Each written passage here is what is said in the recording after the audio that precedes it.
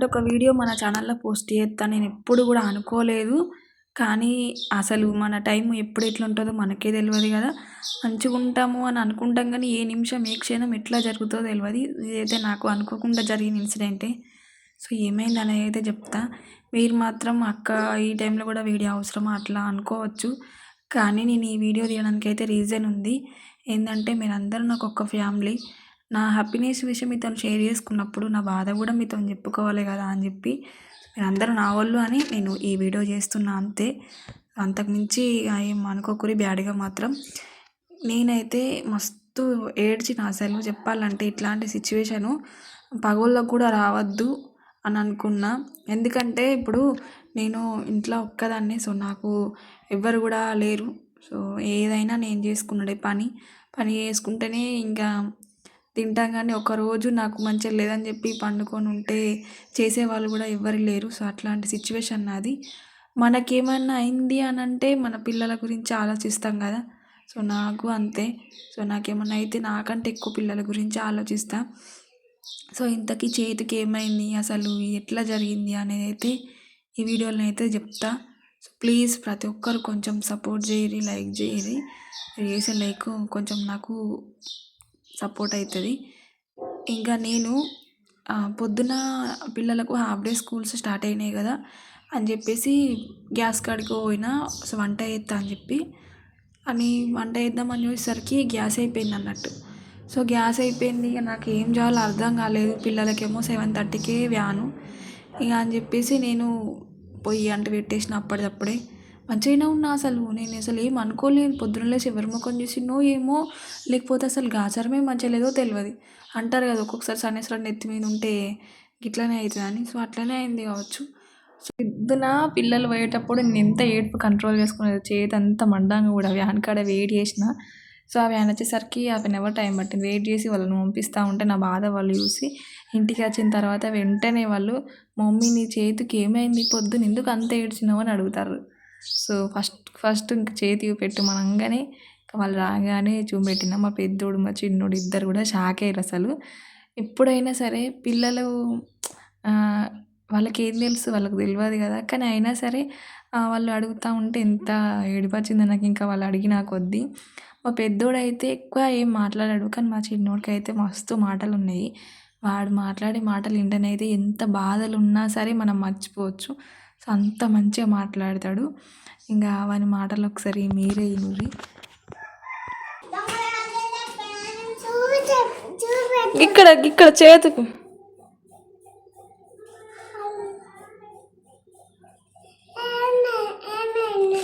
నూనె పడ్డది.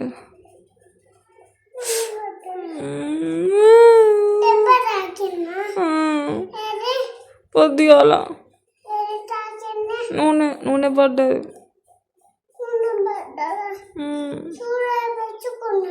వేయించుకున్నా.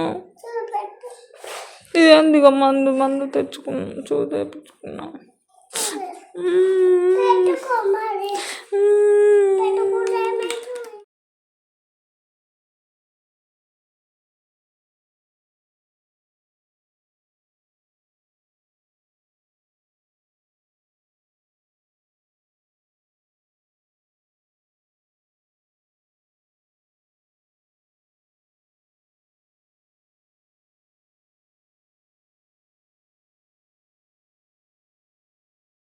విన్నారు కదా ఎంత మంచిగా మాట్లాడిండో. ఇంకా నాకు చేతికి దెబ్బనే తాకింది కావచ్చు అని ఆయింట్మెంట్ పెట్టుకో మమ్మీ అని చెప్పి ఎత్తాడు. ఇంకా అంతా చెప్తున్నాను అసలు ఏమైంది అనేది అయితే చెప్తలేము అనుకుంటారు కదా. చెప్తా. పొయ్యి అంటే పెట్టినా అని చెప్పిన కదా. అయితే ఇంకా ఆ రోజు పప్పు వేసిన అన్నట్టు, కందిపప్పు. అన్నం వండిన. ఇంకా కందిపప్పు వేసిన, పెసరపప్పు ఎత్తి మా డాడీ తిన్నాడు. ఇంకా నాకు ఎట్లా అంటే కుక్కర్లో వేసుడు అలవాట్లేదు. కుక్కర్ అంటే నాకు భయం. ఫస్ట్ చిన్నప్పటి నుంచి కూడా అది విజిల్స్ ఎత్తే సౌండ్ వస్తుంది అని చెప్పి భయపడతా. ఇంకా అందుకోసమే లేట్ అయినా సరే అని చెప్పి గంజులోనే వేస్తా. ఉడికింది. అయితే కట్టెలు బాగా మండుతున్నాయి పొయ్యిలో. కట్టెలు బాగా మండేసరికి ఎట్లా అని అంటే మంట ఎక్కువ మండింది. ఇంక నేను ఆ కట్టెల మీదనే తాలింపు అయితే పెట్టేసిన. సో తాలింపు పెట్టి ఆ తాలింపు అనేది ఇంకా పప్పులు వేద్దాము అని చెప్పి అనుకొని పప్పులు వేసిన. ఒకసారికి మంటలేసింది. మంటలేసేసరికి నేను మళ్ళీ వేయకుంటే అయిపోను, నా మిస్టేక్ అది. సో మళ్ళీ వేసేవరకు ఏందనేది అది మొత్తం వేడి అనేది గంజుకు తగిలి ఆ గంజు నాకు ఖాళీ నేను ఇట్లా రివర్స్ అనేసరికి ఆగంలా ఆయంత అది నా చేతి మీద పడ్డది. వేడి నూనె మొత్తం నా చేతి మీద పడ్డది. అసలు చెప్పాలంటే పెద్ద ప్రమాదమే తప్పిందనుకోర్రి. నన్ డ్రెస్ మీద కూడా ఆయిల్ పడ్డది. కొంచెం అయితే ఆ అగ్గి కూడా నాకే అంటేది. ప్రమాదమే తప్పింది. మస్తు భయమైంది. ఖతం ఇక ఫుల్లు మంట మంట అని ఇక మొత్తుకున్నాం. మా పిల్లలైతే చూస్తుర్రు పాపం. ఇక వాళ్ళకేం తెలుసు ఆ టైంకి అసలు ఇంటికాడ ఎవ్వరు కూడా లేరు. సో అట్లా అయిపోయింది నా సిచ్యువేషన్ అయితే ఘోరమైంది. ఇంకా అట్లనే పిల్లల్నైతే స్కూల్‌కైతే తీసుకుపోయినా. అదే మంటతోని నాకసలు ఆ టైంకి ఏం చేయాలో కూడా అర్థం కాలేదు. తీసుకొని వాళ్ళని వ్యాన్ ఎక్కించడానికి హాఫ్ అన్ అవర్ వెయిట్ చేసినాక వ్యాన్ వచ్చింది. వాళ్ళని ఎక్కించి ఇంటికొచ్చేటప్పుడు ఇంకా మాకు తెలిసిన వాళ్ళను అడిగిన. ఏం చేయాలా అని అంటే, ఇట్లా కోల్గేట్ పెట్టు మంటతోని పోతది అన్నారు. అప్పటికే మొత్తం బొగ్గలు పొడిచినాయి. సో చేతంతా ఇట్లా బొగ్గలొచ్చినాయి అన్నట్టు. కా కోల్గేట్ పెట్టుకున్నాక 1 అవర్ దాకా నాకు మనిషిని కాలే. మొత్తం చేతు సగానికి కట్ చేసుకుంటే మంచిగుండు అనిపించింది. అంత పెయిన్ అనుభవించిన. సో ఘోరమైన సిచ్యువేషన్. తర్వాత ఈ ఇంజెక్షన్స్, టాబ్లెట్లు అయితే తీసుకున్నా. ఇంకా తిందాము అని అన్నా కానీ తినత్తలేదు. సో ఏం వంట కూడా చేయలే. అన్నం వండలేను. సో ఇంక పప్పు ఉంది. నైట్ అయితే రొట్టెలు చేసిన. అదే రొట్టెలు ఉండే. ఇంకా అవే తిందాము అని అంటే ఈ చేత్తేమో తినత్తలేదు. ఇంకా గోళీలు వేసుకోవాలంటేనే ఏదో ఒకటి అయితే తినాలి తప్పదు. ఇంకా ఏం చేద్దాం. కట్టం కొద్దీ అయితే ఏదో ఒక్క రొట్టెనైతే అట్లా తిన్నా. నిజం చెప్తున్నా ఫ్రెండ్స్, నా లైఫ్‌లో నేను ఎప్పుడు ఇట్లాంటి సిచ్యువేషన్ ఫేస్ చేయలేదు. ఇట్లా కాలింది అని వాళ్ళ నాన్నకి వినడే తప్ప నేను మాత్రం ఎప్పుడు అనుభవించలేదు.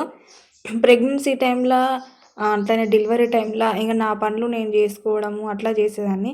సో ఇక 1 మంత్ నుంచే నా పనులు నేనే. ఇంకా డెలివరీ టైంలోనైతే డెలివరీకి పోయేదాకా నేనే చేసుకున్నా అన్ని పనులు. సో ఇంకా ప్రెగ్నెన్సీ టైంలో కూడా నేనే. తర్వాత 1 మంత్ నుంచి నేనే చేసుకున్నా. మళ్ళీ ఇప్పుడు అసలు నిజంగా కష్టంలో కష్టం అంటే ఇదే కావచ్చు. దేవుడు ఎవరు లేనోళ్ళకే ఇన్ని కష్టాలు పెడతాడా? ఏమన్నా అయితే చూసుకునేటోళ్ళు కూడా ఎవ్వరు లేరు. అట్లా అని పండుకొని ఉంటేనేమో పిల్లల్ని చూసుకునేటోళ్ళు లేరు. మనం ఒక్కరోజు చేతనైతలేదు అని పండుకుంటే ఇక్కడి పనులు అక్కడనే ఇంకా పాపం మార్నింగ్ చేయబట్టి వాళ్ళు కూడా ఉపవాసమే ఉంటారు. ఇంత ఘోరం అయిపోయింది నా సిచ్యువేషన్ అయితే. ఇంకా పిల్లలొచ్చి ఆకలైతుంది అన్నాక ఇంకా ఆ టైంకి మళ్ళీ పొయ్యి అంటు పెట్టి ఇంక అన్నం అయితే పెట్టిన. సో ఆ చేతుకు ఆ నొప్పి ఉంది కదా, ఆ దగడు అనేది చేతికి తగిలే వరకు ఏంటంటే ఇంకెక్కువ మండుతుంది. ఎక్కువ మండేసరికి ఇక దుఃఖం వచ్చింది. ఎండనైతే ఇంకా ఫుల్ ఎండ కొట్టుడు. అమ్మా! ఈ వీడియో అసలు తీయాలనుకోలేదు. కానీ ఇంకా తీస్తున్నా ఎంతో కొంత మీ అందరికీ షేర్ చేసుకోవాలని చెప్పి. ఇంకా అప్పుడే ఎండ కొట్టింది. ఖతం అప్పుడే వాన స్టార్ట్ అయింది. అప్పటిదప్పుడే నేను అన్నం వండి నా లక్ ఏంటంటే అన్నం వండి ఇంట్లో పెట్టేసినా వర్షం స్టార్ట్ అయింది. చూసిర్రు కదా, మొత్తం అప్పటిదప్పుడే మొగులైపోయి ఇంకా చినుకులు పడ్డాయి. ఏందో ఏమో ఈ ఎండాకాలం వానలేందో అర్థమైతలేదు. సో ఇంక మా పిల్లలైతే ఇంక వాన కొట్టంగానే ఇంక మంచిగా ఆట పెట్టిర్రు. ఇక నాకేమో ఆ రోజు మొత్తం ఇక వండుకొనే ఉన్నా. చేతి నొప్పి చేయబట్టి ఇక నాకు అసలు ఏం మనసున పడతలేదు. మళ్ళీ ఒక టెన్షన్ ఏంటంటే మళ్ళీ ఇప్పుడు వాన కొడుతుంది. పొయ్యి మీద అండుడు గ్యాస్ అయిపోయింది. మళ్ళీ రేపటి నుంచి ఎట్లా వండాలి అని అదొక టెన్షన్ అయిపోయింది. అసలు నైట్ అంతా గింత కూడా నిద్ర పట్టలేదు. తెల్లందాకా ఉరుముడు, మెరుపులు, గాల్పు ఘోరమైంది. ఇంకా నాకైతే ఇంక బోలు తోమమన్నా తోమత్తలేదు. ఇంట్లో అయితేనేమో ఒక చేత్తోని అట్లా నూకేసిన ఎడమ చేత్తోని. ఇంక బోలు తోమత్తలేదు. మళ్ళీ ఆ నీళ్ళు అనేటివి చేతికి తగిలేసరికి చేతి ఎక్కువ మంట మండుతుంది అన్నట్టు. ఎక్కువ మంట మండుతుందని చెప్పి మా పెద్దోడు పాపం బోళ్ళు మమ్మీ నేనే తోముతా అని ఇంకా వాడే తోమిండు. పిల్లలైతే ఒక అంతుకు మంచి హెల్ప్ చేస్తారు నాకు. దానిలో నేను అదృష్టం అనుకోవాలి. సో నాకు ఏదన్నా హెల్త్ బాగాలేకున్నా ఏదైనా అయినా కానీ సరే పిల్లలు మంచిగా హెల్ప్ చేస్తారు నాకు. ఇద్దరు మగ పిల్లలు అయినా సరే. కానీ అనిపిస్తుంది అప్పుడప్పుడు ఆడపిల్ల ఉంటే మంచిగా ఉండు అనిపిస్తుంది. కానీ ఇంకా అదృష్టం లేదు కదా. ఇంకా మా చిన్నోడైతే ఆడు కూడా మంచిగా హెల్ప్ చేస్తాడు. మా పెద్దోడు కూడా హెల్ప్ చేస్తారు. మగ్గు పెట్టిరంటే మగ్గు పెడతారు. మంచిగా ఊరంటే మంచిగా హెల్ప్ చేస్తారు. ఇంకా పాపం మీరైతే అనుకోకూరు పిల్లోడిని ఏందక్క నువ్వు తోమిపిస్తున్నావు అనుకోకూరు. ఏం చేద్దాం ఫ్రెండ్స్, సిచ్యువేషన్ అట్లుంది. ఇంకా మన పని ఎవరు వచ్చి చేయరు కదా, మనమే చేసుకోవాలి. ఇంకా తప్పది. మనం మంచిగా ఉండి వాళ్ళతో తొంపిత్తా అనాలి. కానీ ఇక పరిస్థితి మంచి లేదు కాబట్టి ఇంకా వాడే తొమ్ముతానని నేను సరేనే అన్నయ్య అని చెప్పిన. పొద్దుగాల అయితే పిండుతా అని చెప్పి బట్టలు కూడా నానబెట్టిన. అవి కూడా అట్లనే ఉండిపోయినాయి అంతా. ఇంకా తర్వాత వాడి తోమేసిండు. ఇంకా నేనే బోళ్ళు అయితే కడిగేసిన. మా చిన్నోడు ఏం చేస్తాడంటే వాడు పని చేస్తూ ఉంటే వీడు అన్నీ వారేస్తూ ఉంటాడు. వానికి ఇంకెక్కువ కోపం వస్తుంది అన్నట్టు. ఇక వాన కొట్టిందని చెప్పిన కదా, కదా వాన వెలిసింది అయిపోయింది. వస్తే అలికి అల్లంతా కూడా వాళ్ళలేదు వాన. ఇంకా అన్నం అయితే వండినని చెప్పిన కదా పగలు, ఇంకా అదే అన్నం ఉండే. ఇంకా అన్నం ఆ పప్పుతోనే అడ్జస్ట్ అయిపోయినాం ఈరోజు మందం అయితే. ఆకలి అవుతుంది కానీ తినాలనిపించలేదు. సో, ఇంక మనం ఎట్లయితే అట్లా ఫస్ట్ అయితే పిల్లలకైతే ఎత్తా అని చెప్పి ఇంక పిల్లలకైతే అన్నం అయితే ఏసిన. అసలు సిచ్యువేషన్ ఎట్లుందంటే ఏడవలనా అసలు ఏం అర్థం కాని పరిస్థితి. బయటకు చూసిర్రు కదా! బయట కూర్చోబెట్టిన. పిల్లలు ఇంట్లో కూర్చుంటే టీవీ చూస్తారు. టీవీలు, ఫోన్ల కంటే ఇంట్లో బయట కొంచెం చల్ల గాలికి ఎండాకాలం కదా! చల్ల గాలికి అట్లా కూర్చుంటే మనసు ప్రశాంతంగా ఉంటదని చెప్పి ఇంకా బయట కూర్చోమన్నాక బయటున్నారు. మేము చిన్నగున్నప్పుడైతే ఎండాకాలం వచ్చిందంటే మంచాలు ఆడికి ఈడికి వేసుకొని చీకట్ల సో మంచిగా అందరం ఒక కాడ కూర్చొని అన్నం తిందాం మంచి చల్ల గాలికి ఎంత మంచిగా ఉండునో కదా! కానీ ఇప్పుడు అట్లా లేనే లేదు. ఎవరి ఇళ్ళల్లో వాళ్ళే ఉంటున్నారు. ఎంతైనా అప్పటి రోజులే వేరు. ఇంకా నాకైతే అన్నం తినత్తలేదని చెప్పి ఇంకా మా పెద్దోడైతే అన్నం కలిపిచ్చిండు. ఇంకా మా చిన్నోడు పాపం నా బాధ కూడా లేక ఇంకా వాడే నేను తినబెడతా మమ్మీ అని చెప్పేసి ఇంకా వాడే తినబెట్టిండు. అసలు పిల్లలు మనకు అన్నం తినిపిస్తూ ఉంటే ఎంత మంచి అనిపిస్తుంది కదా! లైఫ్లో మనకు ఎన్ని బాధలు ఉన్నా కానీ ఇట్లాంటి సిచ్యువేషన్స్ వచ్చినప్పుడు మాత్రం అన్నీ మర్చిపోతాం. సో అంత హ్యాపీ అనిపిస్తుంది. ఇంకా వాళ్ళు తినబెట్టిందే ఇంకా తిన్నా. ఇంకా మా పెద్దోడైతే నేను వీడియో తీస్తూ ఉన్నానే నేను వీడియోలోకి రానే మనకి వీడియోస్ అంటే నచ్చాయి ఎక్కువ రాడు. ఇంకా మా చిన్నోడైతే మంచిగానే సపోర్ట్ చేస్తాడు. ఇంకా వాడు తినకుండా నాకు తినబెడతాడు. సో మీలో ఎంతమందికి ఇష్టం ఫ్రెండ్స్ ఇట్లా ఎండాకాలం మంచిగా బయట కూర్చొని ఆరు బయట వండుకోవడం ఎంత మంచిగా అనిపిస్తుంది కదా! నాకైతే ఎండాకాలం అంటేనే ఎక్కువ ఇష్టము. ఇంక మొత్తానికైతే తినేసిన ఇంకా పిల్లలు కూడా తినబెట్టేసిన. ఈ గింతంత దెబ్బకి ఎన్ని టాబ్లెట్లు అసలు ఇప్పుడు ఇన్ని టాబ్లెట్లు అసలు వేసుకొని నేను ఎక్కువ ఏదైనా బాగా హెల్త్ ఇష్యూస్ అయితే నేను తప్ప వేసుకోను. ఇంకా చేతుకు ఎందుకో అర్థం కాలేదు. ఎందుకక్క ఊరికే చేతికి పెడుతున్నావు అనుకోకూడదు. పొద్దున అది అయిందని చెప్పిన కదా! పొద్దున్నటికి నైట్ వరకే ఫుల్ డిఫరెంట్ అయిపోయింది చేదు. సో ఎందుకో ఏమో అర్థం కాలేదు. ఇంక ఇది మగ్గేసరికి అయితే 1 వీక్ అట్లా టైం పడుతుంది అని చెప్పి 10 డేస్ మందం అయితే టాబ్లెట్లు ఇచ్చిర్రు. ఇంకా ఎప్పుడు మగ్గుతుందో ఏమో. మగ్గినాకనైతే చెప్తా. సో ఇంక అప్పటిదాకా ఇంకెన్ని భరించాలో సో ఇంట్లో పనులు ఎట్లా చేయాలో ఈ పిల్లల్ని ఎట్లా చూసుకున్నాడో నాకైతే ఏం అర్థమవుతలేదు. అస్సలకే వీక్ ఉన్నా అంటే ఇంకెక్కువ టెన్షన్ అవుతుంది. ఇంకా బొగ్గలు అయితే పొద్దున్న లేవు. సో నైట్ అయ్యేసరికి ఇంకెక్కువ అయిపోయినాయి అన్నట్టు. సో ఇంకా ఆయింట్మెంట్ అయితే పెట్టుకున్నా. ఇంకా పిల్లల్ని పడుకోబెట్టి అయితే పడుకోవాలి. ఇది ఫ్రెండ్స్ ఈరోజు వ్లాగ్ అయితే లైక్ చేయరి, కామెంట్ చేయరి. ఇంతవరకు వీడియో చూసిన ప్రతి ఒక్కళ్ళకి thank you so much. Thank you for watching. Bye friends.